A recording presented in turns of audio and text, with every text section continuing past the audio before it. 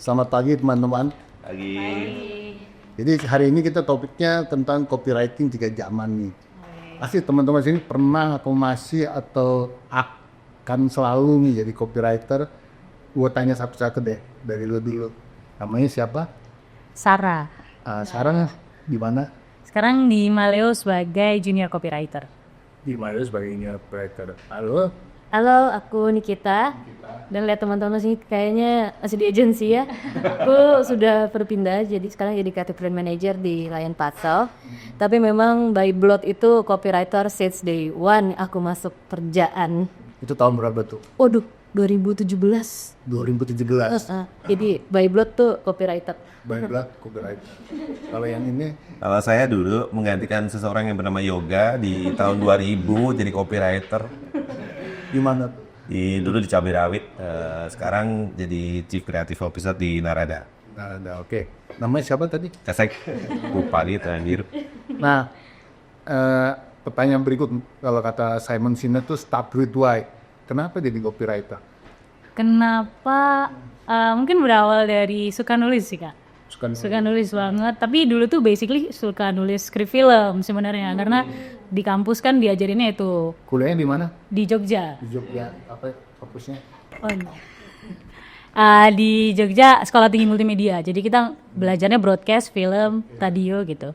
Tapi kenapa bisa ke copywriting? Mungkin karena waktu magang tuh ngide aja sih kayak ada copywriting ini kayaknya seru deh. Aku tuh nggak expect kalau copywriting tuh fokusnya ke advertisement banget gitu.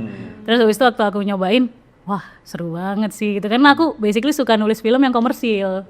Jadi ketika belajar soal copywriting tuh, kayaknya emang rootnya lebih ke sini daripada ke film festival ya gitu. Kalau aku. Sebenarnya kenapa jadi copywriter juga mungkin hampir sama ceritanya. By strike lightning aja. Jadi dulu tuh aku kuliah di kafe sebenarnya, desain. Oh, iya? Iya. Jadi even tuh I love graphic design juga. Jadi beneran wah seneng banget lah gitu. Terus tiba-tiba gabut nih. Aku juga anaknya happy go lucky ya, nggak pernah mikirin aduh gue karir jadi apa ya. Nggak ada tuh. Tiba-tiba nyalain TV ada satu iklan ngehook. Pokoknya itu salah satu iklan telco sampai sekarang aku masih suka banget deh. Katanya boleh pulang malam, tapi asal rok nggak di atas lutut. Wah, aku banget nih. Udah tuh dari situ, oke, kita kejar tuh apa tuh kuliahnya yang bikin begituan tuh. Oh ternyata kebetulan pas aku cross check di kampusku ada tuh mata kuliah itu, namanya tuh bahasa pariwara. Oke, aku kejar ke situ. Pas baru di situ punya cita-cita tuh. Oke, beres dari kuliah, aku mau kerja di agensi. Pegang brand itu di agensi itu. Ya udah aku kejar cita-citanya ke situ. Berarti waktu itu tuh di sebut merek nggak apa-apa ya? Megang Tri di Pantare. Itu my first job. Jadi first graduate jadi copywriter dari DKV. Bener dapet.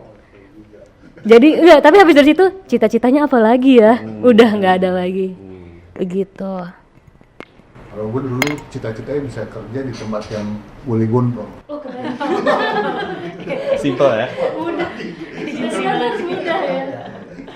Kalau lu saya gimana? Gue sama sih ya pada dasarnya suka nulis. Dulu kan zaman dulu nulisnya cerpen di mana Hai gimana dan lain sebagainya, majalah. Gue inget banget sih. Jadi yang joblosin gue jadi copywriter itu dia sebenarnya. Keren. Kalau nggak ada dia, mungkin gue nggak ke di agensi juga gitu. Jadi dulu dia copywriter di Cabai Rawit, dia mau cabut dari Cabai Rawit, dia harus cari gantinya, dia nggak salah aja nyari-nyari gitu. Cek, lu itu deh portfolio apaan gue bilang, itu kan cerpen lu, gue kasih cerpen. Goblok juga sih diterima gitu. Tukar kepala. Iya.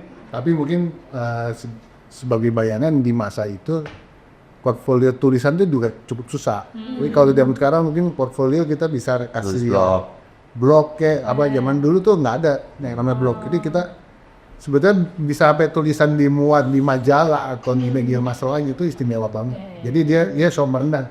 Apalagi nulis cerpen di majalah itu bisa lolos masuk jadi cerpen di Hai itu sesuatu. Berarti dia mau lagi. Percaya gue. Misalnya sumpah. Oke, nah setelah kecemplung jadi copywriter, gitu, ada perasaannya pilihan sadar gua atau gua kecemplung di sini, gitu. Gimana setelah kecemplung? eh ada rasa kayaknya lebih ngerasa ini pilihan yang tepat untuk aku sih, karena kalau sebelumnya tuh mungkin kalau di film kan aku ngerasa apa ya, agak susah, apalagi di Indonesia tuh mostly lebih, kalau di kampusku tuh lebih sering mainnya ke festival kan, sedangkan kalau di festival tuh agak susah kalau misalnya mau masukin sesuatu yang kelihatan banget, justru lebih banyak tersiratnya kan, sedangkan aku suka agak menyuapi penonton gitu. Nah menurutku itu iklan banget gitu. Nah makanya ketika nemu ke copywriting ini mungkin bisa dibilang kecebur juga, karena kalau nggak saat itu mengambil keputusan ikutan intern di copywriting kayaknya nggak bakalan tahu nih dunia copywriting itu seperti ini gitu kalau aku. Lo yang udah jadi copywriter mungkin ngerasa kecebur kali apa gimana? Enggak, dengan sadar saya menyemburkan diri. Dia ngincer dari di tri, di pantere gitu. Nah, ngincer. sayangnya aku nggak baca CNC. Jadi waktu awal masuk nggak tahu tuh ternyata megang telco berdarah-darah. Wah, jadi berasa tuh. Waduh, istilahnya sampai sesimpel banner isi pulsa yang bisa diisi satu pos aja tuh gue harus ngecek. Terus sampai pulsa tuh antara Sumatera, Jawa Barat, beda-beda. Allahu Akbar. Bismillah saya basah kuyup. Tapi kalau penyesalan enggak, kita terima aja basah. Sedihnya keringetnya mah. Seperti itu. It's a dirty job but someone got the duit. Iya. Gue Kalau zaman dulu ya, retail kayak gue dulu megang Sony Ericsson gitu kan, zaman handphone masih awal-awal lah ya, belum kayak smartphone kayak sekarang. Dulu tuh kan gitu kan, buat jadi apa istilah dealer list ingat gak sih? Jadi nama-nama toko yang jualan handphone itu kalau masuk di Kompas misalnya Jakarta doang. Habis itu masuk ntar Surat Jawa Pos misalnya, lalu Jawa Timur dong. Itu harus dicekin satu-satu tuh dealer list. ini kayak beda nih, Pak. Baru tahu. Anjir, gitu kan. Meleset dikit, ya kan itu print ad kan di Kompas kan, di koran gitu-gitu kan. Yang kira-kira sekali placement tuh berapa nantinya? Berapa puluh juta dan lain sebagainya. Kalau salah, aduh, gitu kan, gitu nggak bisa diganti lagi, nggak bisa diedit gitu. Itu tuh dulu kita, gue kan kadang-kadang, kebetulan zaman dulu pakai apa, Macromedia freehand something lah ya. Jadi mendingan gue bisa freehand supaya art director gue nggak usah ngutak-ngatik bagian itu, biar gue aja gitu. Karena kalau misalnya dia ngutak-ngatik, ada kemungkinan pasti salah lah, apalah gitu. Udah lu diam aja, lu terima beres, gue yang iniin gitu kan. Jadi ya. Kalau director yang otak-atik itu salahnya tuh bukan cuma angka berapa misalnya, kadang-kadang spasinya jadi salah. Huruf besar kecil. Ini apa RP aja tuh. Iya. Kalau RP komen setengah, jangan satu spasi, lo enggak. Benar. Oke.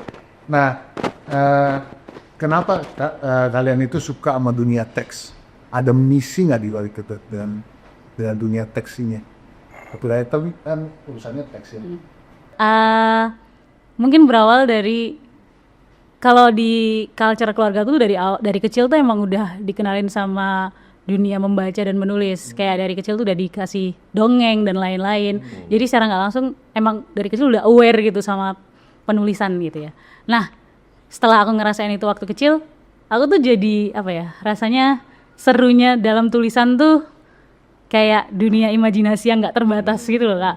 Nah jadi rasanya ketika aku bisa nyampein itu lewat tulisan tuh genuine aja gitu, karena walaupun aku bisa nulisnya cuman 2 kata, mungkin ya cuman aku bisa gitu, itu tuh artinya bisa beda-beda dari aku, orang lain gitu. Jadi kayak kalau dibilang misi ada sih pasti, kayak apalagi seiring berjalannya waktu kan banyak sudut pandang yang berbeda ya dari kita kan. Nah itu pasti aku banyak hal dari karya-karya aku tuh aku pengen bisa masukkan itu gitu. Kayak aku bisa itu kan misalnya punya aku mampu, bisa juga aku toksik. Iya. Aku berbisa ya, aku berbisa. Apa ntar bacaannya apa deh sebelumnya yang biasanya di? Dulu yang waktu masih kecil atau yang sekarang ini? Waktu masih kecil tuh ada buku judulnya, sebenarnya basic sih, Kancil. Itu yang paling melekat karena dia dalam satu buku tuh isinya cerpen kancil gitu. Tapi itu bisa aku baca berulang-ulang karena aku penasaran kenapa ya kok si kancil ini kayak gini gitu. Emang dia karakternya sejahat ini kah atau sebenarnya dia baik ya. Jadi aku kayak suka mencari tahu ini tuh baik atau buruk sih gitu. Ya, sekarang udah menemukan belum baik atau buruk dia? Nah, kebetulan bukunya udah hilang ya. Aku jadi agak lupa ceritanya. Sorry. Fungsinya buku memang gitu ya, kita juga bisa berempati sama posisi orang lain kan. Kalau gue jadi kehidupan nyata ya udah gini-gini aja, tapi kalau jadi buku tiba-tiba aku bisa jadi Superman, bisa jadi binatang di kebun binatang. Ya seru. Seru. Nah, lu sendiri gimana? Kenapa suka dengan dunia teks? Balik lagi ya sama dari awal tadi kuliah. Sebenarnya momen perubahan aku tuh pas kuliah. DKV oke, fancy. Terus satu yang aku ingat adalah mahal banget. Semua alat-alatnya tuh komputer. Apalagi tuh era-era tuh udah masuk tuh era-era MacBook segala macem, Photoshop berbayar. Gue pakai pulpen aja sama pensil.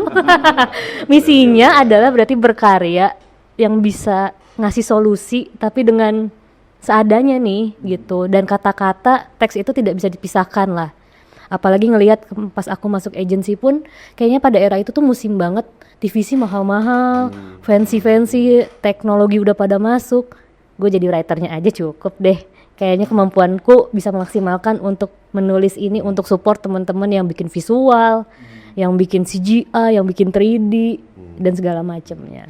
Kalau gue sih sebenarnya merasa itu sebuah challenge yang lumayan karena apa? Sebenarnya kalau nggak semua orang bisa gambar, nggak semua orang bisa ngedesain, tapi semua orang merasa bisa menulis, ya kan? Karena berbahasa kan, ya udah kayak ngomong aja gitu kan. Which lu harus ngadepin klien yang merasa bahwa dia punya kemampuan yang sama kita gitu. Itu kan challenging banget kan. Gue sampai titik gue pernah yang berdebat tentang back translate satu tagline dengan orang India yang dia nggak ngerti bahasa Indonesia. Itu gue berantemnya. Yang tahu bahasa Indonesia tuh gue, bukan lu gitu kan gitu. Jadi memang di satu sisi memang challenging, tapi di sisi lain ada momen-momen yang memang ya pain juga gitu kan. Tapi itu membuat gue kayak ya gue harus bisa crafting sesuatu yang memang di luar jangkauannya si Payang gitu loh. Gue bisa convince dia dan lain sebagainya gitu. Meskipun sama-sama ngerasa gue ngerti, gue juga ngerti gitu. Bisa jelasin nggak job desk lo sebagai copywriter tuh apa sih sebetulnya? Ini udah tadi saya kalian udah mulai translation, checking apa Dealer list. karena sebetulnya job desk copywriter tuh apa sih? Kalau sebenarnya aku sendiri juga masih belajar ya Mas ya. Jadi karena aku juga baru masuk ke industri ini, jadi kalau dari yang aku learning by doing itu adalah menyampaikan keinginan dari brand, tapi juga memasukkan suatu nilai ke dalam hasilnya gitu. Nah, kalau ngomongin apa aja bentuknya mungkin banyak ya, kayak termasuk TVC, print ads, habis itu OH dan lain-lain. Iya, untuk outputnya gitu. Tapi yang aku rasa sih kayaknya gimana cara kita mengemas suatu message sesimpel ataupun sesimpel mungkin tapi bisa semelekat mungkin gitu. Pokoknya yang aku merasa segala urusan yang ada hubungannya dengan teks ke copywriter. Mau itu nulis print ad, output yang dibutuhkan klien, dan tiba-tiba nanti ada kebutuhan lagi sesimpel nulis untuk ulang tahun kantor dan gitu ya. Sesimpel emang sampai cuma nulis greetings buat klien, hadiah bisa tiap tahun kan ada tuh ngirim hadiah klien. Dan jadi mungkin kalau aku bisa persimpel memang job desk-nya urusan perkataan yang dibutuhkan sama tempat kita bernaung, disitulah kita hadir. Iya. Seperti itu. Setuju sih, sama sih pada dasarnya mungkin, tapi memang ketika kan sebenarnya kalau yang gue tahu kan copy itu khusus untuk iklan ya, maksudnya kalau yang lain script writer, ini copywriter ini kan memang spesifik iklan. Nah, mungkin tapi sekarang definisi iklan ini yang sekarang agak geser kan sebenarnya kan gitu kan. Mulai dari dulu kan kita ya udah print ad, radio komersial, TVC dan lain sebagainya gitu. Kesini-sini sebenarnya kita udah nggak tahu juga nih iklan, kita sebut iklan yang mana dan yang apa aja gitu kan sebenarnya kan. Ya pada akhirnya sih ya semua text base yang tadi disampaikan sih gitu. Jadi semuanya ya harus kita hajar gitu. Mungkin sih dulu zaman dulu tuh bahkan sampai apa dulu kalau itu flag chain ya. Bubble. Flag chain lo kalau di ITC itu ya lagi-lagi brand handphone sih waktu itu ya. Itu tuh satu gitu kan. Gue pernah itu kejadiannya ada reker gue salah gitu kan. Handphone nggak pakai D. Mau nangis dulu. Nyetikirin sendiri. Ya gitulah. Intinya teks untuk semua hal yang ya sampai ke action sampai ke sekarang mungkin Ini caption. menarik nih. Medianya apa aja nak dari luar itu? Wah, ini seru nih. Seru banget nih. Kayak beda jauh. Sebut cerita apa yang gini-gini? Wobbler, tenkar, apa aduh, gondola. Font gondola tuh bisa beda. Iya benar. Lo ngalamin nggak ini? Kita masih ngalamin berarti Oke. ya. Tapi gue bisa ngalamin bagian dia. Ada tiba-tiba brief KOL, ada talking points. Tapi Kak, aku boleh nanya nggak? Jadi ini Gen Z bertanya ya, karena sering banget jadi perdebatan para Gen Z adalah ketika mau apply kerja, itu tuh sekarang tuh jadi agak bingung untuk kayak misal nih, aku apply-nya copywriting ternyata di sana ntar aku content writing kayak gitu. Jadi, nah ekspektasi pekerjaan konten dan copy itu jadi lebur banget nih. Tapi sebenarnya menurut kakak-kakak di sini itu tuh apakah emang harus dibedain atau sebenarnya ya udah leburin aja gitu? Phenomenal question ya. Udah kan nih jawabnya. Jadi dia Ngacul tuh jawabannya gue Angel ya. Ini kita sih segala yang bentuknya tulisan kamu jawab copywriter. Jadi mau itu jadinya konten, mau jadinya apa tadi Wobbler. Tapi kan setuju sama poinnya Sarah ketika memang kita dihadapkan sama content writer dan copywriter. Ketika kita di copywriter tujuannya memang persuasif ya. Tapi kalau kita content writer tuh gimana kata yang pendek ini bisa jadi suatu konten yang panjang, yang utuh, yang apalagi kebutuhannya misalnya content writer di digital ya. Berarti ada SEO yang harus dipenuhi, ada kita harus bekerja sama ISM-nya juga. Kita terus biasanya kalau content writer tuh gimana gua nge-repeat satu kata ini, dua kata misalnya ya, ke dalam 10 halaman gitu buat di SEM-nya kecari. Mungkin perbedaannya slightly di situ. Jadi mungkin ketika lo cari pekerjaan, ini gue hubungannya seperti apa nih sama teksnya. Jangan sampai kapabilitas aku adalah nge-extend kalimat jadi satu konten yang utuh, tapi gue di prospek misalnya copywriter kan gitu ya, kepanjangan ini kopinya. Baik, saya konten bukan kopi. Jadi ketika ke detail di pekerjaan yang ternyata ada skill yang membedakan antara content writer dan copywriter sebetulnya gitu ya. Walaupun misalnya di kartu nama bisa aja dua-duanya copywriter, tapi ya sebetulnya ketika tugasnya itu tuh skillnya jadinya beda. Tapi kalau menurut gue sih ini balik ke industrinya yang belum sematang dahulu ya. Maksudnya kan digital ini kan masih baru lah, masih berubah. Kita mungkin nggak pernah tahu ada content writer di 10 tahun 20 tahun yang lalu mungkin gitu kan.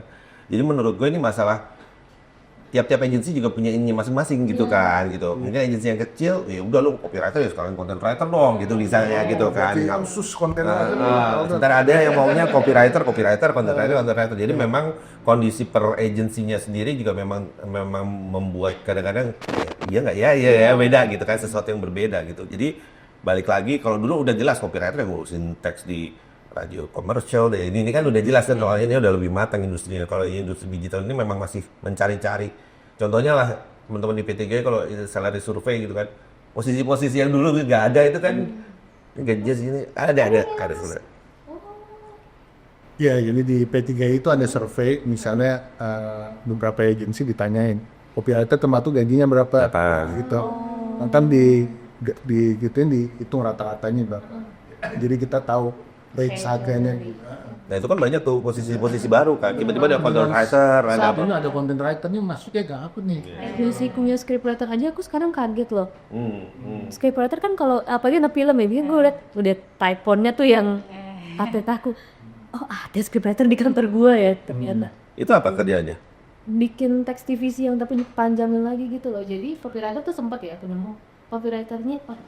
Jadi aku sempat nemu di mana scriptwriter itu tuh manjangin cerita TVC. Jadi kan biasanya TVC kan detail ya, ada 30 second 30 second. Nah, biasanya tuh copywriternya malah cuma bikin inti ceritanya aja. Lalu diturunin ke scriptwriter. Dan aku di poin itu kayak ada ya. Apa aku yang itu, tapi aku itu ikut agensi Oldway ya waktu itu. Jadi apa aku yang muda ini kayak oh, ada juga. Cuman pas aku ngeliat cross check ke digital lagi, nggak ada, malah copywriternya nurunin sampai bumper 6 second. Iya. Lagi-lagi balik ke agensinya kan sebenarnya kan. Industrinya Oke, gua ada tanya nih. Apa namanya? Menurut kalian job sebagai copywriter kalian apa yang paling dibanggain? Itu capaian gua nih paling tinggi sebagai copywriter. Walaupun di saat itu lo, misalnya walaupun di saat itu lo dari dulu kayak atau CD atau fake TCG very kreatif. Tapi ya peran gue kan tentu buat di copywriting ya. Ini lu paling bangga nih sama capaian gue tertinggi. Kita serahin. Gue nggak inget gitu malah. Kalau gue sih sebenarnya jujur nggak pernah punya apa ya namanya satu yang benar-benar jadi inian gue gitu ya. Lebih ke sebenarnya dalam konteks misalnya apa tagline let's say lah gitu atau headline yang paling orang inget atau apa. Terus dia aja agak lupa sebenarnya headline atau tagline yang dulu gue bikin gitu ya. Tapi gue lebih ke komunikasi secara keseluruhan aja sih sebenarnya bahwa it works or nggak works gitu sebenarnya. Mungkin teman-teman juga lu juga tahu zaman pegang Jokowi dulu itu adalah salah satu yang menurut gue achievement ya, terlepas dari sekarang Jokowi kayak gimana dan lain sebagainya. Pada momen itu adalah bagaimana kita mendeliver seorang Jokowi menjadi seorang presiden dan lain sebagainya dalam konteks komunikasi yang membawa dia Jokowi adalah kita, itu adalah sesuatu yang memang mungkin terbeli pada saat 2014 itu sih yang paling ini di gue sih. Oke, kalau ngomongin berarti udah beda jauh nih Mas Sesek. Iya, tunggu kesini dulu.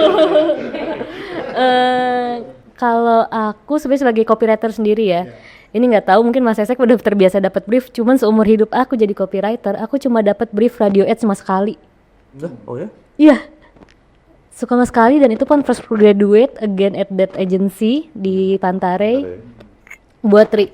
Jadi itu yang bisa aku banggakan, kan habis dari situ aku udah nggak dapat brief ad sama sekali. Udah nggak pernah, jadi kayak kecuali inisiatif ya, inisiatif hunting lah. Jadi di Banding Award itu salah satu radio ads yang akhirnya pertama kali aku ngerasain datang ke radio klinik dulu masih di Mampang. Mas Mamung, maksudnya dulu kan udah pindah kan. Tapi tuh masih ngerasain, oh akhirnya kebagian lagi nih jadi radio ads, art director gue gak gue ajak, bye. That's achievement for me. Gak ikut brainstorm gak gue ajak, gue yang sendiri produksi gitu. Itu berat-beratnya di situ. Jadi aku masih ingat konsepnya adalah produknya music. Jadi aku bikinnya itu adalah biasanya suka penyanyi itu suka nyapa-nyapa audiensnya. Jadi aku injek ke situ, projectnya aku injek ke situ. Jadi tapi ya udah hasilnya B aja kayaknya. Dan winning award not really gitu ya. Tapi di aku adalah balik lagi tadi achievementnya di aku kayak copywriter doang. Art director nggak gue ajak. Nggak diajak lu. Nggak diajak ya. Jadi proudnya di situ. Itu sih yang masih terngiang. Beda lah mungkin Mas Sesek kalau dapet radio ads kayak dulu banyak banget ya. Ini dia sih kalau gue nggak terlalu banyak. Iya, tapi di aku udah nggak tahu nih kalau di dia seperti apa. Sebenarnya iya sih, harus tadi aku jawab duluan ya. Karena kok jadi minder ya. Tapi mungkin kalau misal dia ngomong yang paling berkesan banget ya buat aku tuh balik lagi ke zaman intern. Itu kan kayak turning point gitu ya Kak. Jadi aku pertama kali bener-bener ngerasain, wah ternyata aku bisa di industri ini gitu. Itu waktu aku intern di vlog waktu itu. Itu aku dapat kesempatan buat ikutan pitching brand rokok. Yang rokoknya aku konsumsi. Jadi rasanya tuh kayak happy banget. Iya gitu, kayak wah bisa ya, akhirnya aku selama ini cuma lihat iklannya dia doang di jalan, di TV gitu. Tapi ini aku beneran diajak dan didengerin nih apa yang pengen aku coba propose gitu. Dan kebetulan saat itu ide aku juga kepilih. Sedihnya cuman ya waktu itu masa internku udah habis. Jadi sebelum aku tahu kelanjutannya gimana tuh aku harus udah balik ke Jogja. Gitu. Cuman aku happy banget sih waktu itu, bener-bener ngerasa kayak jadi core memories gitu loh. Ini pertama kali nih aku pegang brand rokok yang aku konsumsi dan ideku kepilih gitu. Itu sih Kak. Jadi kita lihat perkembangan karir dong copywriter nih. Di sana kan ide kepake aja seneng. Iya. Ya lihat kuderek. Jadi writer presiden. Tapi itu betapa kita peluangnya sebagai copywriter ya nggak ada batasnya gitu. Sampai ya mungkin yang bikin Make America Great Again itu juga mungkin copywriter gitu tuh jadi itu apa namanya, sebagai bayangan nih gue mau lanjutin itu lagi. Radio pernah bikin ya?